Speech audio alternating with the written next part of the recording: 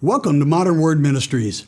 I'm Deacon Tom Moore, and on behalf of my wife Kim and myself, we want to welcome you. And just to let you know that whether you're here in person or you're tuning in on social media, we appreciate that you have chosen to spend a little bit of your day with us. Before we get to this week's message, just a couple of quick things I'd like to cover.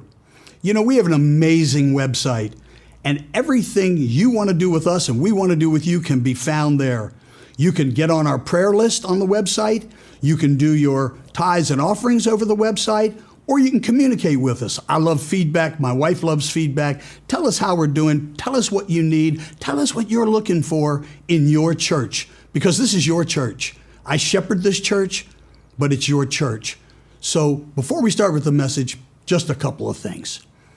First, if you're in need of prayer, or if you know someone who's in need of prayer, go to our website at modernwordministries.org and put in a prayer request. It's very simple to follow. We will get back to you within 48 hours. It's all anonymous, it's confidential, and we will get back to you. I promise you that. We will put you on the prayer list, and we will pray for you every single day, because that's what we do, because we're a praying church. Secondly, tithes and offering. You know, an important part of being a Christian is giving your tithes and offerings to the Lord. And there are a number of scriptures that tell us why that is so important. But I'm here to tell you, we have made this so easy, so simple. Just go to our website and click on the tab that says Support This Ministry. It'll take you from there. It's so easy, even I could do it. So again, thanks for coming out today. And now here's this week's message. Good morning. I'm Deacon T, and I'll be bringing you the Word of God today. Welcome to Modern Word Ministries. It's great to have you with us. Today's message is called The Importance of Knowing Who You Are. And this message really came to me this week, and it is exactly what the title would make you think it is. It is an absolutely critical component in our humanity, our personal humanity, and in our walk with God, that we know who we are. If I don't know who I am, if I don't know what I stand for, if I don't know maybe not why I'm here in the biggest context, but why I'm here doing the things I'm doing, if I can't answer those questions, the chances are that I'm getting way off course from where I ought to be. So the message today, I want to talk about figuring out who you are and making these decisions then in the rest of our life that back up who I say I am. How many of us know people who say, I'm this, I'm that, I'm the next thing, but they never do anything that make you think that that's actually true? And I'll give you a very obvious one. People that talk about, oh yeah, I want to be fit, I want to go fit, I'm going to go to the gym, I want to go to the gym. Dude, it's 3 years later. Either go to the gym or don't go to the gym. I don't even care, but stop talking about going to the gym. If you're a gym person and you're here in this audience or you're listening in, you know that if you're a gym person, you're at the gym all the time. And when you're there, you see the same people over and over. You may not know their name, but you'd be like, hey, what's happening? How you doing? And you recognize people who are truly gym people because they're there all the time. The people who aren't there, they're never there. They go right after New Year's. They go right after their birthday when somebody gives them a couple of free months, something. But the truth is that they don't know who they are. They say they're into fitness, but then they never go to the gym. Just as an example, right? Person that says, I'm a good Christian person, but just lives a completely heathen life. Now, we all have issues. We all have shortcomings. None of us live a perfect life. Of course not. But you know what I'm talking about. I'm trying to make a point. That is people that talk about stuff all the time, but their actions and what they do and who they surround themselves with and that kind of thing doesn't match what they say. And I've sort of broken this down into this. It's about comfort versus discomfort. In order to be comfortable, or when you're comfortable, you tend to be around things that provide you with responses and feelings and things that you've had before that turned out to be good for you. That doesn't mean they're good for you going forward. And I'm going to suggest to you that in the same way diamonds take pressure and wood has to be sanded and drywall has to be taped over and mud put on it to make it smooth, it's the same with us. If we're always comfortable, I'm going to suggest to you that we're not growing and learning. We're staying right in some very expected place where we know all the rules and we know what's going to happen, and we're not taking risks, we're not taking chances, we're not stepping out on faith, we're not getting ahead of ourselves. We're staying right where we were, even though we may say we want to do things, we want to change life, we want this, we want that, we want the next thing. But the truth is, when you look at your actions, they don't back that up. If you are always comfortable, you're never going to get ahead. You're never going to see the opportunities.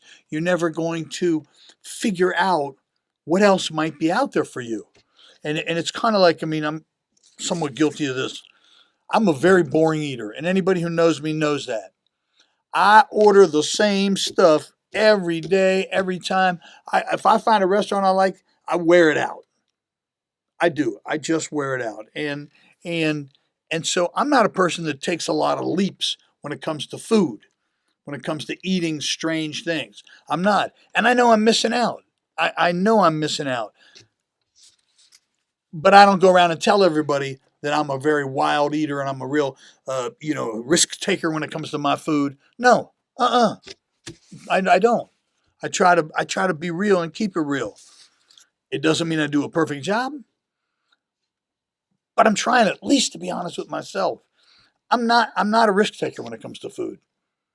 I'm just not. I'm just not. In our life, and this is what I think really wants to drive a lot of this home today. If we won't tolerate any discomfort, if we just refuse to have any discomfort in our life, well, then there's no way that we're going to have the status quo upset. If we don't have the status quo in our life upset, we don't have growth. We don't have development. We don't have new opportunities that are found and worked on. We miss opportunities in our destiny at things that are put there by God just for us, but because we want to stay over here in safe little area and don't want to take risks, we never get to see these things come true, and we're busy talking about them. Yeah, I don't know. I don't see it. Not happening for me. I'm not getting the new job. Well, it's because you're not putting in resumes. It's because you're not going on to Indeed. You're just sitting at home complaining about your job. And that's not going to work. So if you want a new job, then go get a new job. Or at least try. I don't understand, and I really don't understand, people who lie to themselves. I understand lying to me. You're trying to perpetrate something. You're trying to be something. I understand you lying to somebody else. You're trying to be something or not be something that they think you are because you're trying to please other people. I understand that. I don't understand lying to yourself. Yeah, I'm on this diet. I'm really watching what I eat. No, you're not. No, you're not. That's why you don't lose weight and you don't go to the gym and you don't live a healthy lifestyle. So stop saying that. You're just lying to yourself. You're just lying to yourself. But it's so important that not in this message, but as we leave here, that you all say, I'm going to start with me. I'm going to start being honest with myself. I'm going to start asking myself these difficult questions. And I'm going to answer them to myself in the most honest, transparent way I can. If you can't be honest with yourself, who can you be? I have two scriptures today. One's kind of long, and I'm not going to read all of it. The other one, much shorter. But the scriptures are about, and then just set this up, come out of Exodus, and it's about when Moses went up on the mountain and actually got the Ten Commandments, and he was up there and he was fasting and praying and interacting with God. And when he came back down from the mountain, all of the Hebrew people, almost 2 million of them,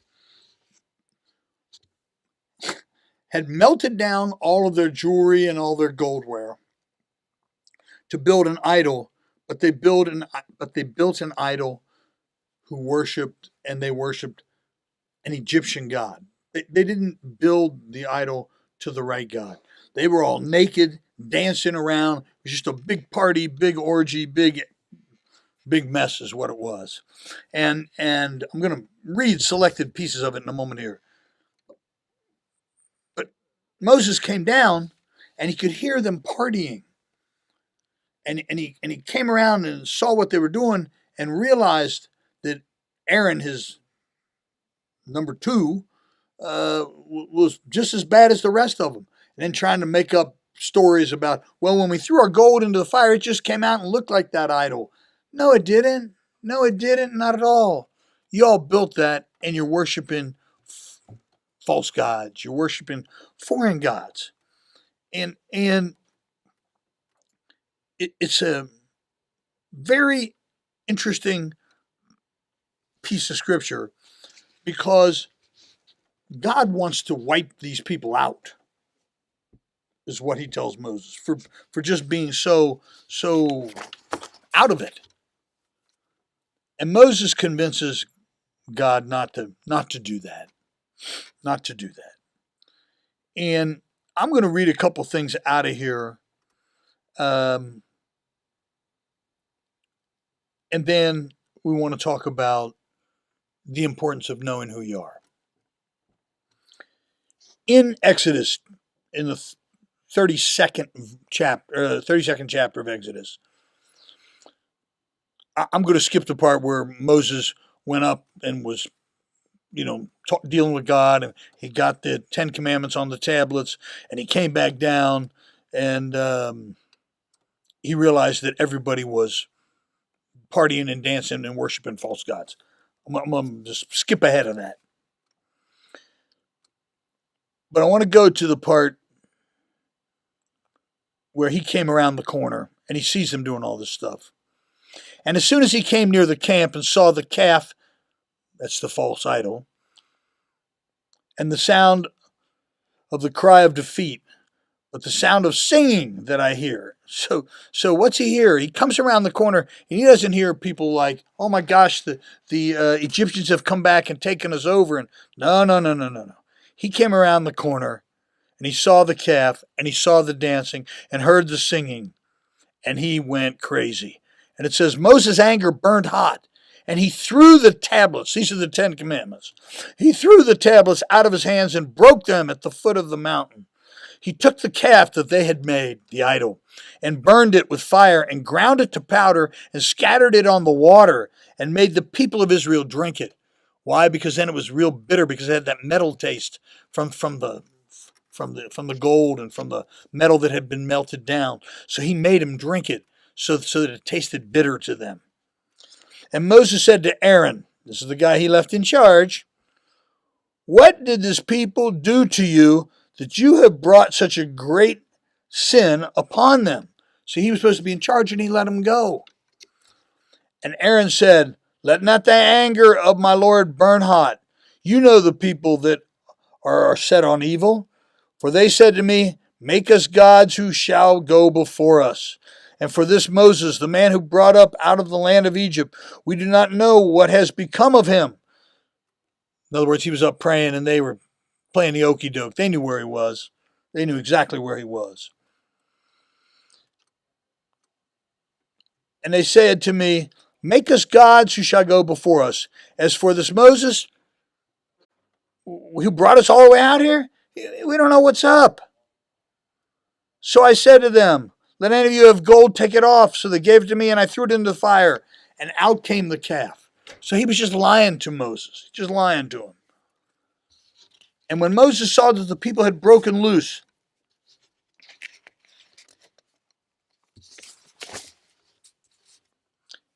he stood at the gate of the camp and said, "Who is on the Lord's side?" So he was talking to these 2 million Jewish people who, remember, are divided into 12 tribes, that were each tribe was led by a different person, different family. And the sons of Levi gathered around him, and he said to them, "Thus say the Lord of Israel, put your sword on your side, each of you, and go to and fro the gate to gate throughout this camp, and each of you kill his brother and his companion and his neighbor." So here's what happened. Moses came back from getting the 10 Commandments and dealing with God and praying and fasting. It was kind of like the first big revival. And instead of having a revival where people are praying and thinking about the real God and about Jesus and what's going to happen, these people are off back doing what happened, excuse me, when they were entwined with the Egyptians. And the point here is this: you need to be careful who you hang out with and whose customs and observances you take into yourself. See, these people were so confused. Even though they were Jewish people, they had been enslaved by the Egyptians for 400 years. As soon as Moses, the controller, was gone, all hell broke loose. These people, remember now, were not living in their own land for 400 years, not really free to do their own faith for 400 years, not free to practice and observe like they had all been trained for 400 years, learned a different language and spoke it for 400 years. Because remember, the oppressors weren't going to learn, the Egyptian language they were speaking was a combination of Latin and other things. And the Hebrew people were speaking Arabic. These people weren't going to learn Arabic. They were the masters. So the thing that Moses realizes is that even though he was really mad at them, he wanted God to understand that we're confused down here. And he had witnessed it, experienced it himself firsthand. We are confused down here. We have lived so long and around and under the control of these other people that for us to fall off the wagon and to go back to worshiping false gods wasn't a very big jump at all. In fact, it was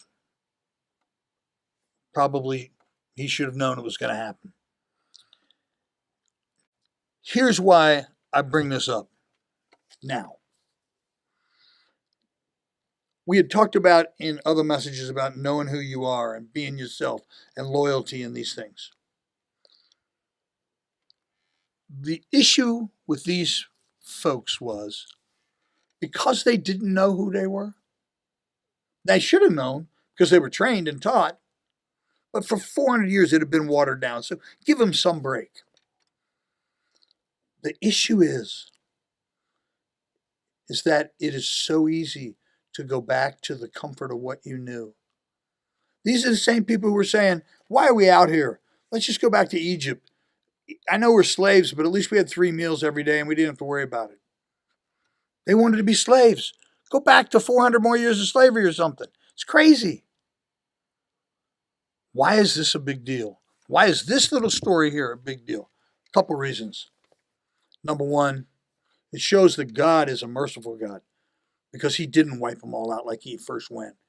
And that he listened to his man, Moses, who prayed on their behalf and beseeched God on their behalf and went to God on their behalf. But what's the other reason? It's interesting, and this is what I want to talk about. It's interesting, and you may not have known this, that it of interest is that the tribe of Levi are the ones who stepped up and said, we will stand up and do the right thing. And then went out and killed several thousand people because that's what Moses told them to do. Several thousand Hebrew people, their friends and family members. Why is it interesting or important to us that it's the Levites? Here's why. Many, many, many years before, the tribe of Levi was cursed forever by Jacob. The Levites back in the day, way before this, hundreds of years before this, had done some things out of retribution that caused Jacob, their father, to curse them. So what had happened was the Levites, the original Levites, had a sister, Dinah.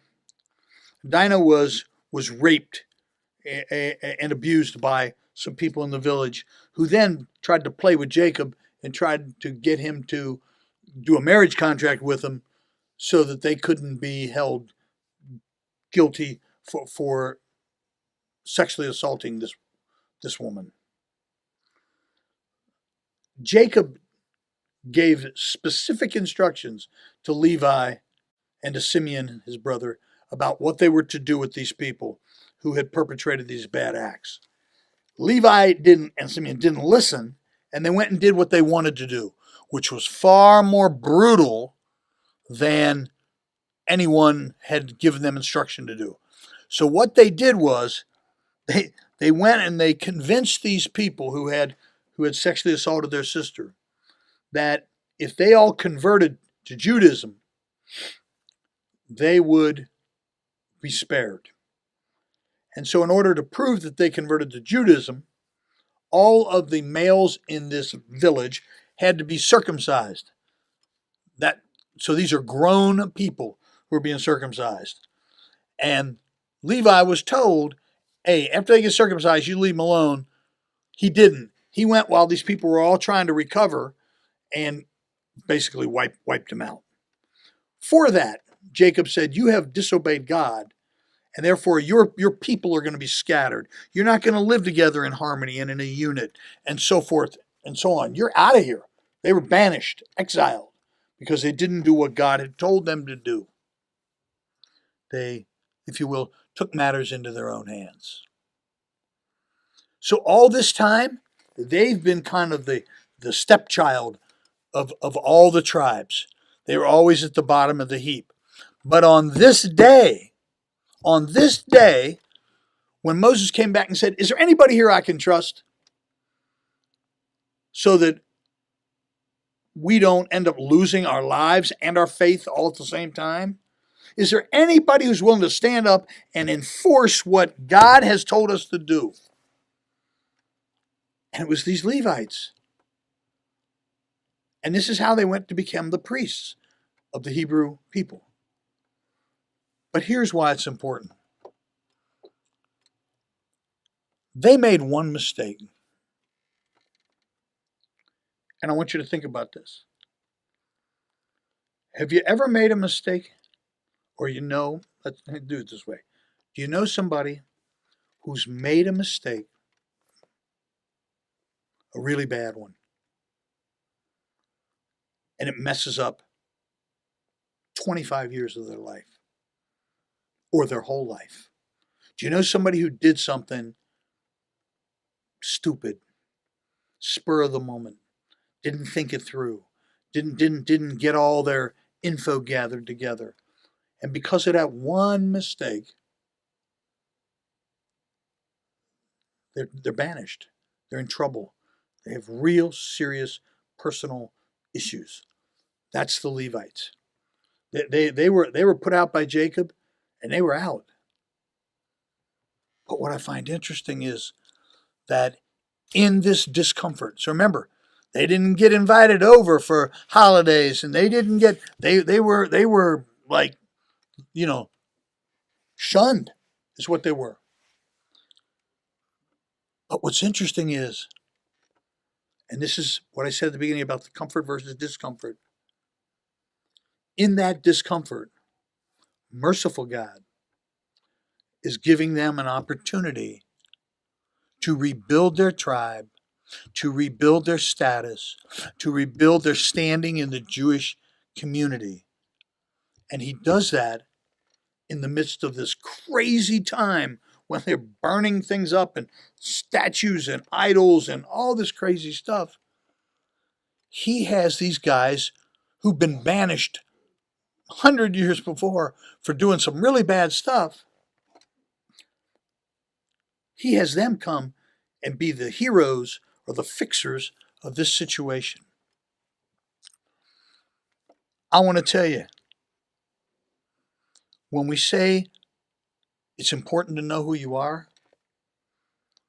it's also important to have the guts and the courage to stick with those beliefs in the face of others who want to say other about you, who want to say what you're not, who want to say what you'll never be, who want to say how bad you are, how you're this, how you're that, you're the next thing. Here's the thing. What they say doesn't amount to a hill of beans. What they say is less than not important. Whatever less than not important is, like totally bogus, nobody cares about, right? It's only important what God thinks and you think. It's only important that you realize that if you know who you are and you're willing to stand up and be that, even though it's rough, even though you're put in this discomfort, this uncomfortable situation, that God will continue to be there for you, be there with you, be by your side. That's what he did here. Here they are after being shunned for all these years.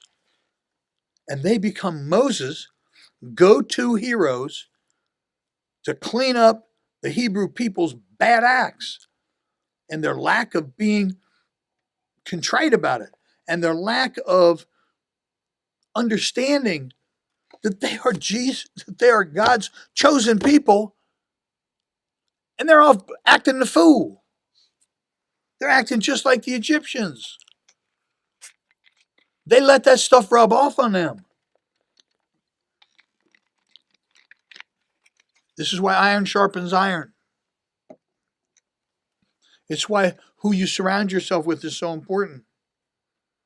Because if you surround yourself with real people, they're going to call you out when you do wrong. If you surround yourself with people who have like-minded, who are going someplace with their life, they will not let you slip, slide, and backslide and what have you. Why was Moses so mad at them? This is what I think. I think Moses was so mad because they were backsliding. They were worshiping idols that are from their past life when they were slaves. Finally, after 400 years, you're free and you're not a slave anymore. Why would you endorse anything from your captors, let alone something as important and vital as your relationship with God? Who does that? 2 million people who need leadership. You see, the Levites weren't empowered prior to that. They were down here in the bottom of the barrel. So they weren't even in a position where they could step up and tell the 2 million, hey, get it right. Couldn't do it. Now you see, they're working under the auspices of Moses. And Moses says, go kill these people and straighten them out and send them a message. And they did. And they did. Which put them right back in good standing with the whole of Israel. What's happening in your life? What's going on in your life? Are you honest with yourself about who you are? What's important? Who's important? How do I act? Not what do I say, what do I do? How do I interact with other people? I say I'm a Christian. Do I act like one? Do I love people unconditionally? Do I turn the other cheek? Do I help people when they need help, even if they're not my friend? They're just another person on this earth, another child of God, remembering that we're all equals here? Absolutely. Where are you in your walk with God? Who are you in your walk with God? Are you taking this comfortable, easy road out? Because if you are, it feels good today, but there's no future in it. There's no future in it. Are you listening to what God is asking you to do? Are you taking it in your heart when He asks you to do something and very carefully doing what He's asking you to do? Not like the Levites did, where they went crazy and did too much, went over the top, disobeyed God's command, didn't act in a godly manner. They were okay to go kill the people, but not to wait till they couldn't defend themselves. And they broke the rules. So they paid a very big price.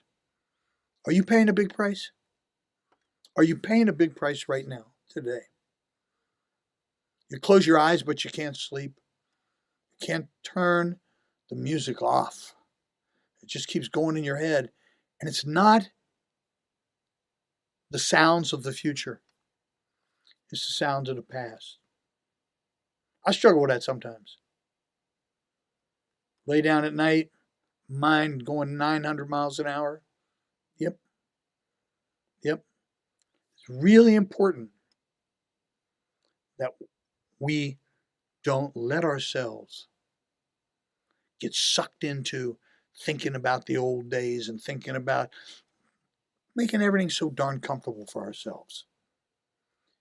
Make it a little rough. Make it a little Levite-like. Because through that, that's where the development and the growth comes. That's where we become bigger, better, smarter people, Christians, human beings, just better people. But it's got to start at home. It's got to start with ourselves. If I don't treat myself right, if I abuse myself with medication and drugs and alcohol and smoking and I do all this stuff, can I really say I'm a Christian? My body is a temple of God. We believe these things, but I'm not treating it like a temple. I'm treating it like an outhouse. Really? See, what you're saying and what you're doing are two different things. And these don't have to be like big up in your face things. Some of these things I'm just talking about aren't big up in your face things. Think about what God has planned for you. And if you say, I don't know what that is, that's okay. A lot of us don't know what it is. But I know what it isn't. I know what it isn't. It isn't what I used to be doing. I know that. It isn't what I was doing a month ago. Because if it was, I'd still be doing that. And God would be giving me encouragement to do these old things and these old behaviors and these old things that felt really good and comfortable, but aren't really good and comfortable for me in the long term. You see, I need you, to be perfectly honest. I need all the people out there to help me. In order for you to help me, you need to be solid with yourself. You can't help somebody else if you're standing yourself in a bucket of mud. You have to be standing on a solid foundation. I need you. You need me. But we need each other to be solid. We need each other to be sound thinkers. We need each other to be brave and bold. We need each other to be willing to be unpopular, to be willing to be uncomfortable, and to know that it's okay. Because if you really care about somebody and you really love them, you don't mind being a little uncomfortable if it's for their better good and you believe in your heart it is, and you do it in a loving, caring way. I think we're going to start the music here.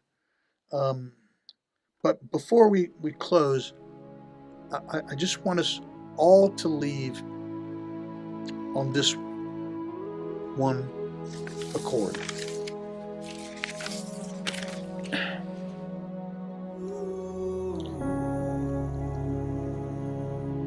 So many people are brand driven. Cadillac is a brand. Chevrolet is a brand. Under Armour is a brand. And so many people today are either unaware of who they are or unwilling to be honest about who they are. So they try to use brands to make a statement about who they are. We all know people who want some kind of logo, some kind of emblem, some kind of something on their shirt, their purse, to their shoes, their tires. They want it to say, Ferrari. They want it to say Louboutin. They want it to say whatever. It's an issue. It's an issue when you try to get your identity from somebody else's brand. It makes a difference if it's coming from a person or a product. If I just run around and wear Bugatti logo wear all the time, I'm trying to tell somebody something. If I insist on only using or wearing certain brands, I'm making a statement about who I am, about what I'm all about. And I think a lot of times it's a cover-up. We use these brands to hide our own insecurities. We use these brands to try to, as a defensive weapon, to try to keep people away from us. Try to say, hey, I'm a Bugatti, Mercedes person. Stay away from me. I'm better. I'm higher. I'm more expensive. I'm hoity-toity. Whatever it is.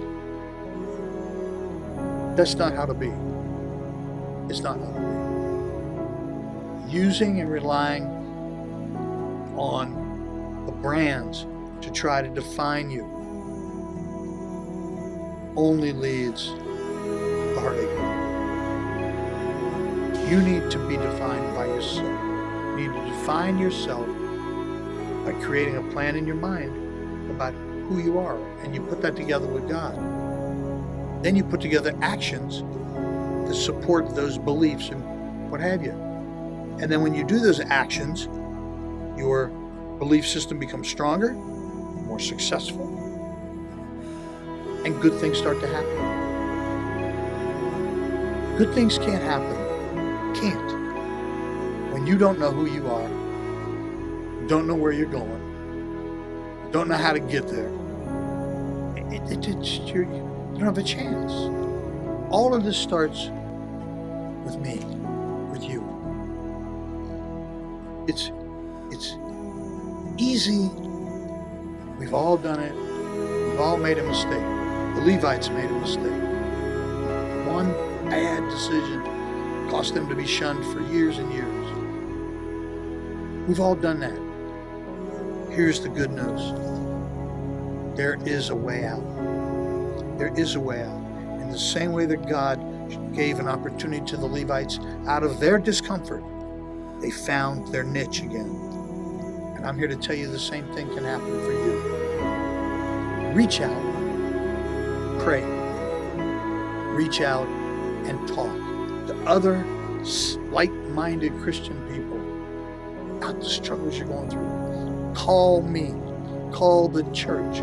Go on the website. There's email address, telephone number. I'm not hiding anything. The key is that you take your identity, and with God you form that thing, and you put it in place and put it to work. You don't let Levi jeans define you, or Bugatti shirts. You don't let other people define you because you're female, you're minority, you're this, you're that. You don't let situations. Oh, I was in an accident. I did something bad 30 years ago. You don't let that define your whole life. Because if you do, it ain't going to be a good outcome. These Levites did some bad stuff. But God saw into their heart and gave them another chance. And He will do that for you and for me. Absolutely. The key is when the opportunity arises, we grab it and we go with it. We don't sit here talking about la la land, lying to ourselves, just kidding ourselves. The key to a positive outcome is starting with realistic expectations and goals and objectives, which means you have to know who you are and who you want to be. And you need to understand a plan as best you can of how to get there. And that's what I'm suggesting we do today. Work together. Figure out who you are. Figure out who you want to be and the path to get you there. God has you on a path, even when you don't realize it. Talk to Him. Ask Jesus. Go in your prayer closet and find out, what am I supposed to be doing right now to be the ultimate service to the kingdom, to God and to the church? How do I get there? What is the right way to do things? Where should I be turning left? Where should I be turning right? If you do it this way, it'll all come together. And it'll put you in a much, much better place. So that when the time comes, just like these Levites, you can step forward and say, I got this because I've been prepared. Lord, we thank you for bringing us out here today. We thank you for this opportunity to share your word. Thank you for a chance to have discussion with like-minded people about our future. We ask you, Lord, to build us up, to lift us up, to make us better all the way around as only you can do. Give us the courage, the strength, the enthusiasm, the stamina to stay with the fight no matter what. Help us to be honest with ourselves, transparent, completely forthcoming with ourselves as with no one else, at least with ourselves. We ask you to bless us today as we come and go and all this week. In the mighty name of your Son, Jesus, and all God's people said amen. Amen, everybody. It's been great having you here today, every Sunday morning at 10 a.m. You can follow us, modernwordministries.org. Check us out. You can go to YouTube later. We'll be on there. Deacon Tom Moore. I need you. I really do. I need you because I need a lot of help. And I think there's somebody out there who needs me. And there's somebody out there who needs Maria. And there's somebody out there who needs everybody in here, even if we don't know that. But in order to be there and to be ready for that person when they need us, we need to be, as they used to say, paid up, prayed up, and ready to go. We need to have our ducks in line. We need to be standing on our own 2 feet. We need to, so that when somebody says, hey, you're supposed to be my helper, and God has told me you're my helper, that we can stand up and do what God has asked us to do. And not be going, well, I'm not ready. No, that's not going to work. We got to be ready. So until next week, I just say this. Remember, God's going to see you through, and I'm going to pray for you. Have a wonderful week. Be safe. Be blessed. This is Modern Word Ministries, where you can come as you are, but you'll never leave the same. I love you all. See you next week, 10 a.m. Bye-bye.